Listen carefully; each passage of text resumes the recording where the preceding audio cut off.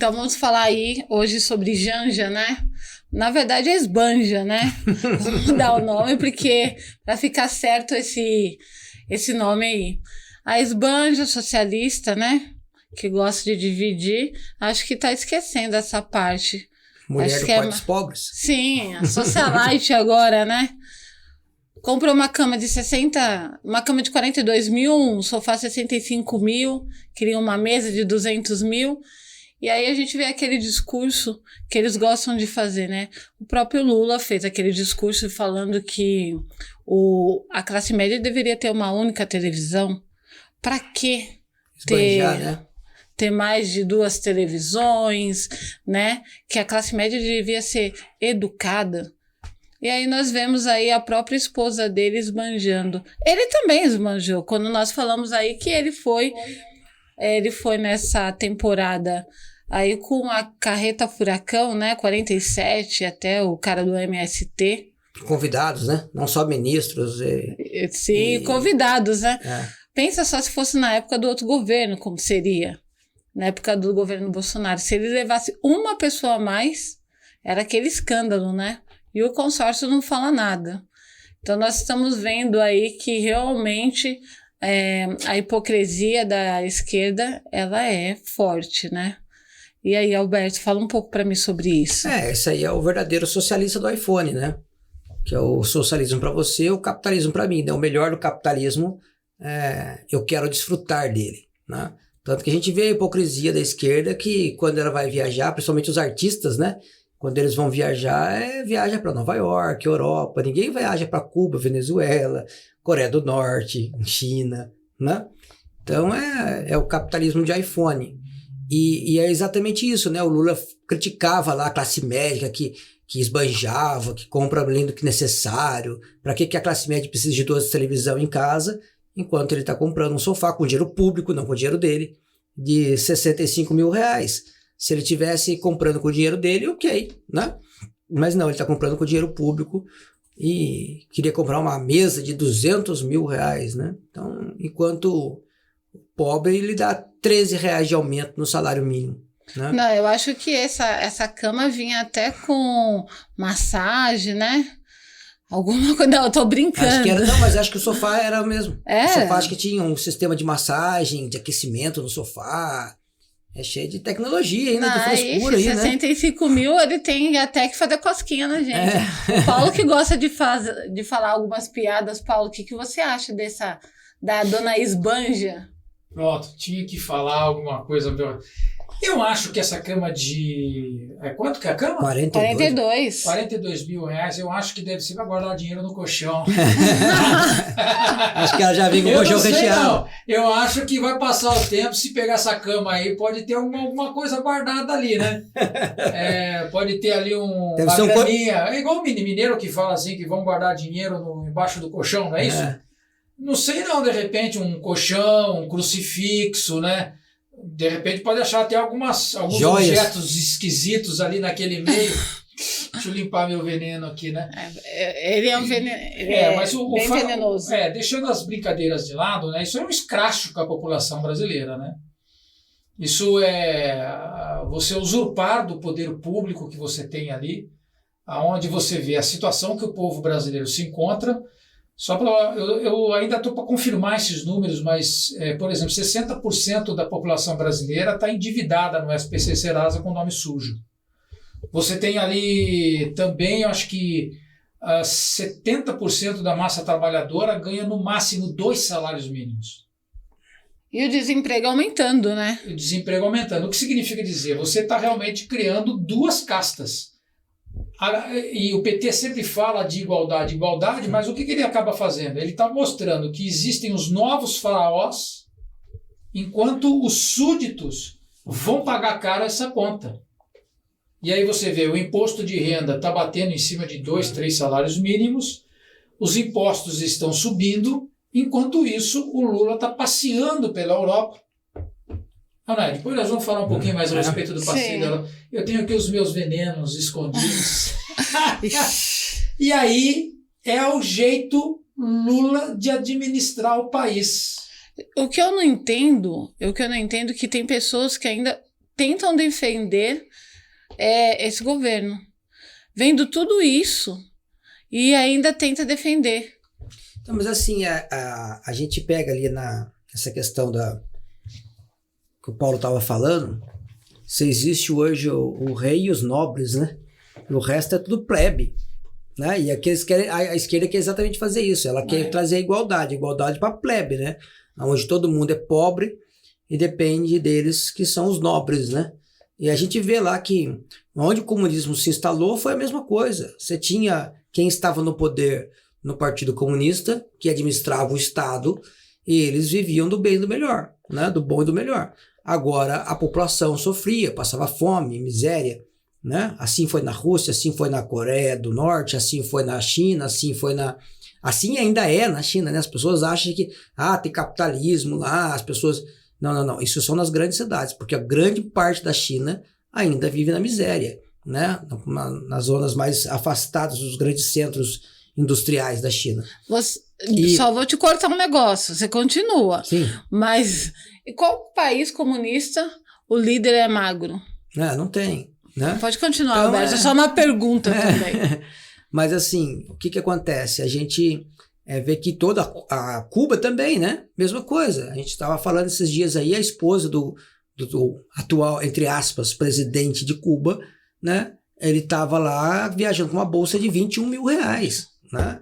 Ou seja, uma bolsa de grife, né? A primeira dama de Cuba. Ou seja, nada mudou, né? Você vê lá o Kim Jong-un na Coreia, por exemplo, a mesma coisa, né? Ele sai por aí esbanjando dinheiro, né? Ou seja, a população na miséria. Então é a máxima da esquerda mesmo, né? Capitalismo para mim e socialismo para você. E eu estava vendo uma matéria de uma espanhola que estava em Cuba, não sei o que ela estava fazendo, se ela era uma turista, se ela foi lá por algum outro motivo, e ela estava gravando a pobreza em Cuba. E ela foi abordada pela população ali da região. Ela não foi agredida fisicamente, mas verbalmente ela foi agredida porque ela estava mostrando a situação de vida que os cubanos estavam e o pessoal ali na redondeza gritando que ela tinha que ir embora, que a revolução é maravilhosa, que isso e aquilo, ou seja, né? Em Cuba, não sei se você sabe ou não, as pessoas elas fazem um mercado paralelo. Então, qual é os animais mais fáceis de se cuidar, de se criar dentro de casa? Porcos e galinhas. Então, você tem ali uma economia paralela, a mesma coisa que acontecia na Rússia, né, na venda dos tickets lá. Você tem uma economia paralela, porque o cara tem que sobreviver. E o governo não ataca, não socializa o porco que está lá dentro do apartamento do cara, não socializa a galinha, porque sabe que se for fazer isso, vai quebrar mais o país ainda. Vai quebrar ainda mais do que já está. Né? Nós vemos a casa daquela cubana que veio para cá e ela conta a situação que ela vivia, né? Quando ela chegou aqui, ela não sabia, né? A Zoe, ela não sabia usar papel higiênico. Não, ela fala que ela entrava no supermercado, né? E ela via aquela prateleira cheia de coisa e ela falou assim, mãe, mas eu posso escolher o que... Pode vir um carrinho aqui, escolher o que quiser e quanto quiser de cada coisa? Pode, se você tiver dinheiro para pagar, pode, né? O que lá em Cuba, independente se você tem dinheiro ou não, você tinha a sua cota de coisa que você podia comprar, né? No supermercado, tem a caderneta lá, né? Que é o máximo de alimento cada um que você pode pegar. E assim, a gente vê aí muito o tráfico, né? Você vê lá o cara pegar um carro, por exemplo, encher a lataria do carro de cocaína, né? Escondida dentro do carro para poder passar na fronteira e traficar drogas. Na Venezuela você vê as pessoas fazendo isso, mas o carro, a lataria é cheia de leite em pó. O tráfico é de leite em pó, né? As pessoas entrando ali da Colômbia para Venezuela, né? Do Brasil para Venezuela, fazendo tráfico de leite em pó, né? Escondido dentro da lataria do carro. É para você ver aonde chega o nível, né, dos países socialistas.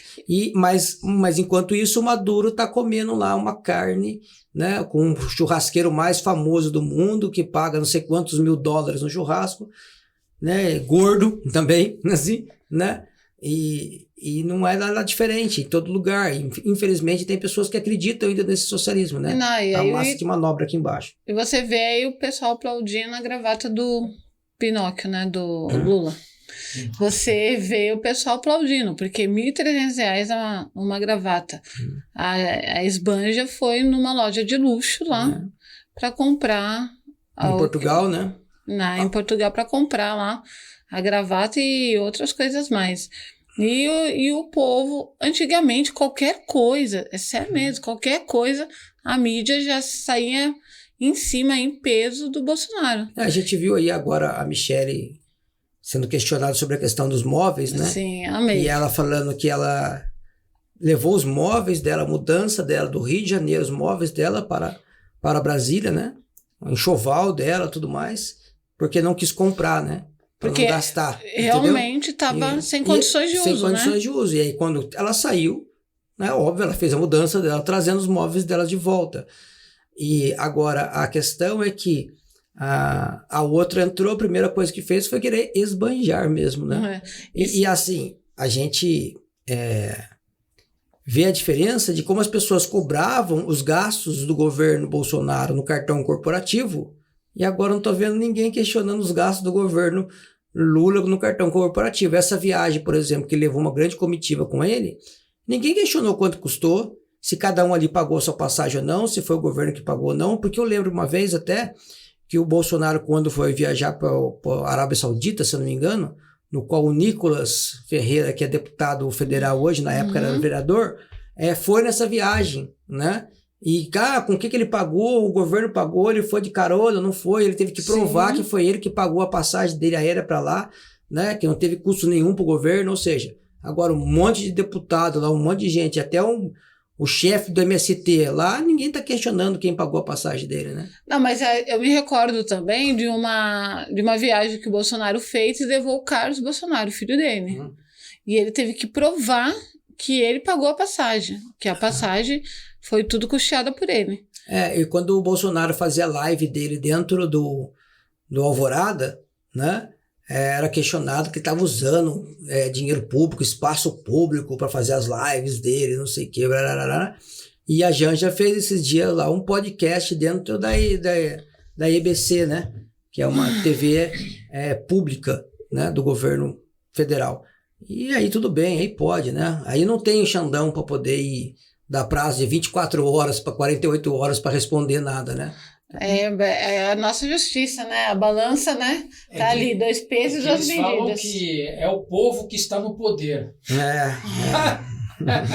É o povo que está no poder. Como diria Juca Chaves, né? Ele falava assim, a imprensa até fala a verdade. Se você pagar direitinho, até a imprensa pode falar a verdade. Molhou a mão dos caras lá, soltou muito dinheiro. O objetivo dela não é falar a verdade, é falar o que pagam para ela falar. Eu lembrei de um ditado que fala, dinheiro na mão, calcinha no chão. Nossa, agora você bateu pesado. Mas é um ditado, né? Sim. E é uma verdade, nós estamos vendo que é uma verdade. A imprensa, ela não tem a responsabilidade de falar a verdade desde quando ela é paga, né? Infelizmente estamos aí, né? Mas a Esbanja, né, continua lá como primeira-dama. Saudade de Michele Bolsonaro. Por quanto tempo? A pergunta que fica é, a Esbanja vai continuar por quanto tempo? Essa é a pergunta que não quer calar. Eu aposto aí que no máximo até dezembro, no máximo. Eu acho que virando o meio do ano aí, a crise econômica vai começar a apertar mais, vai ficar mais insustentável o governo. Ele vai perder apoio dentro do Congresso e o negócio vai começar a piorar lá. Eu acho que a coisa vai ser até antes. Bom, eu não vou entrar nessa aposta, não, porque eu tô naquilo lá, igual Tomé, crer para ver, né? Eu creio para ver, não. Eu quero ver para crer. Quero ver para crer. Acho que eu mudei aí. Enfiar o dedo na ferida. Eu quero ver o tombo do cara para depois ver aí se ele realmente caiu. Eu até mudei o ditado aqui, o dito popular, porque é triste de ver, saudade de Michele. Eu amei quando ela falou assim, vamos fazer a CPI dos móveis.